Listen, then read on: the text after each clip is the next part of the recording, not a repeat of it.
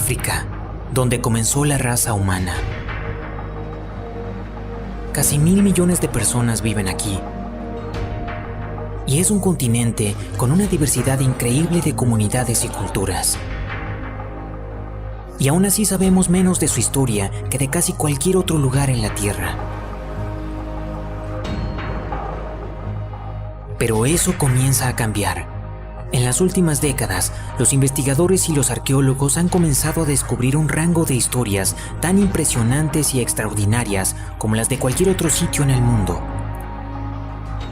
Es una historia que se ha tratado con negligencia por años y mayormente no posee registros escritos. Pero ha sido preservada para nosotros en el oro y las estatuas, en la cultura, en el arte y las leyendas de la gente.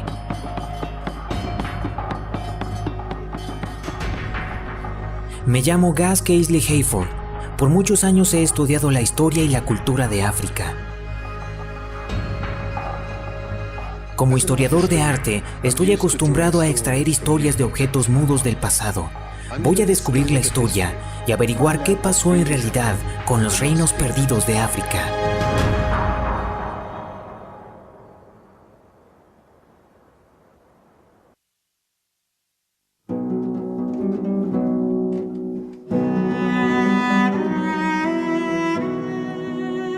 Muchas de las historias de África se cuentan aquí, en el Museo Británico de Londres. Aquí es donde miles de artefactos, recolectados, comprados y tomados del continente, acabaron. Cuando se los descubrió por primera vez, los objetos de los reinos antiguos de África Occidental asombraron al mundo. Nada lo hizo más que estas placas extraordinarias. Vinieron de lo que una vez fue el reino de Benin y tienen aproximadamente 500 años de antigüedad. Cuando los británicos encontraron estos objetos en 1897, pensaron, no es posible que hayan sido creados por africanos. Estaban admirados por el detalle y la complejidad. Se los vio como algo completamente revolucionario para los británicos y pueden entender por qué. No están tallados, son moldes del siglo XVI, en aleaciones ricas en cobre de latón y bronce. Se cree que se han hecho más de 900 placas. Para producir una, el artista debía conocer cómo hacer y hornear un molde de arcilla y cómo derretir metales para derramarlos dentro. Es una habilidad increíblemente difícil de dominar. La combinación de ciencias relativamente sofisticadas y logros artísticos desconcertaron a la mayoría de los observadores europeos del siglo XIX. No podían creer que esos llamados primitivos habían sido capaces de producir trabajo del mismo nivel que sus contemporáneos europeos. Estos objetos asombrosos simplemente no se ajustaban a la visión europea de los africanos del oeste. Se preguntaban dónde habían obtenido la tecnología para desarrollar este asombroso trabajo en bronce y dónde encontraban los materiales. Pero las pistas sobre cómo tales artefactos fueron fabricados están allí a la espera de ser encontradas, pero creo que revelarán mucho sobre los reinos de África Occidental que los creó.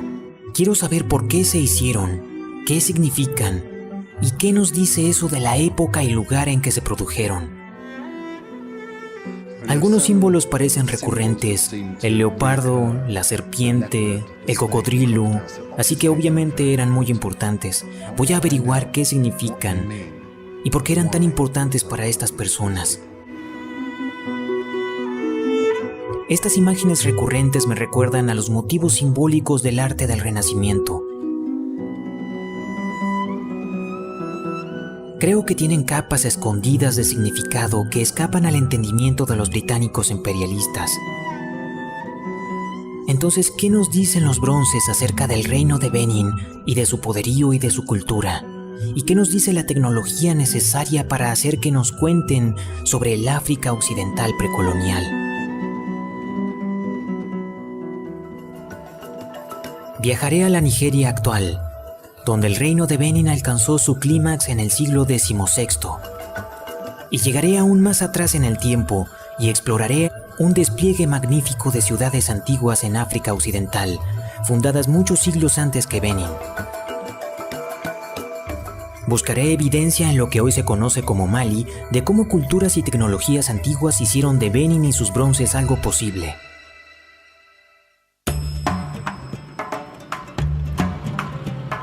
El centro de poder del reino de Benin es la ciudad de Benin. Hoy es una de las ciudades más prósperas de Nigeria, hogar de más de 1 millón de africanos. El círculo principal en el centro está poblado de estatuas, arte público que describe la historia de Benin. Por 600 años, hasta fines del siglo XIX, dominó esta parte de África.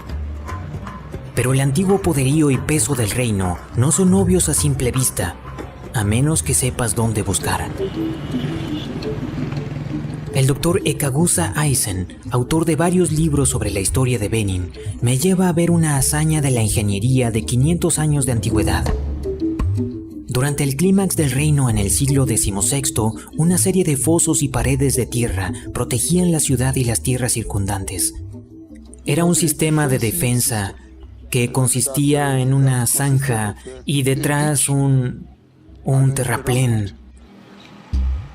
Lo poco que sobrevive está cubierto de malezas y casi irreconocible, pero los arqueólogos han descubierto evidencia de una vasta red de trincheras y paredes de hasta 9 metros de altura.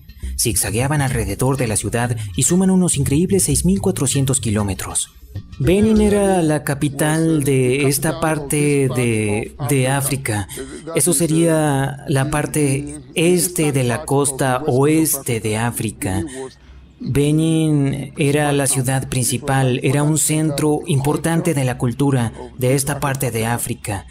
Era un centro importante del alcance político a lo largo del enorme área de la porción este de la costa oeste de África.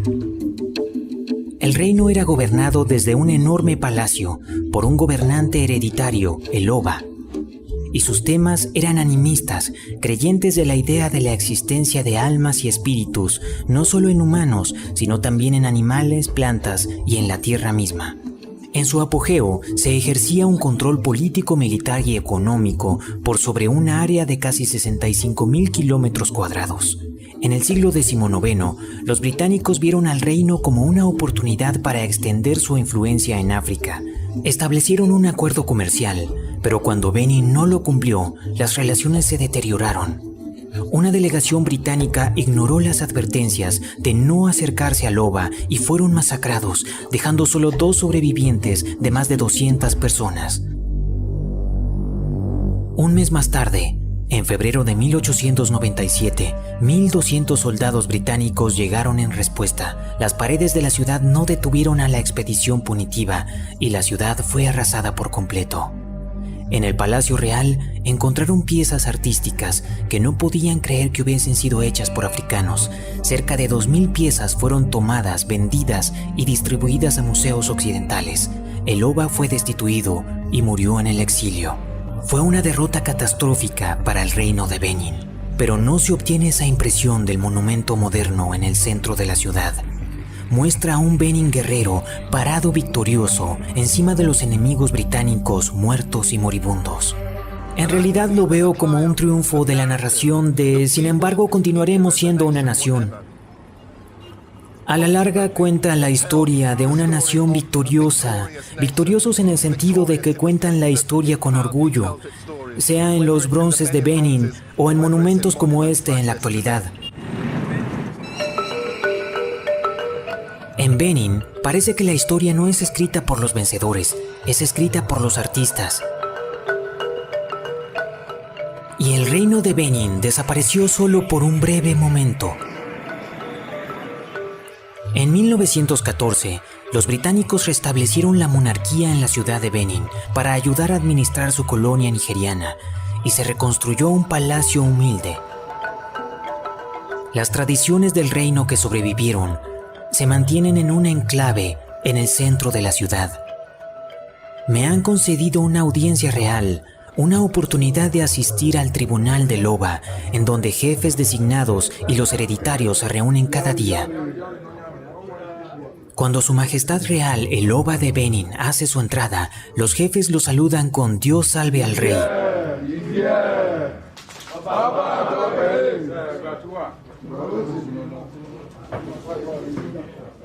Eso es más que una institución simbólica. El Loba y sus jefes resuelven temas que les son traídos por gente común. Sus opiniones son una autoridad aquí, y el reino existe en paralelo con el Estado nigeriano. Con un leopardo a los pies del Loba y escoltas a sus lados, es como si uno de los bronces de Benin cobrara vida.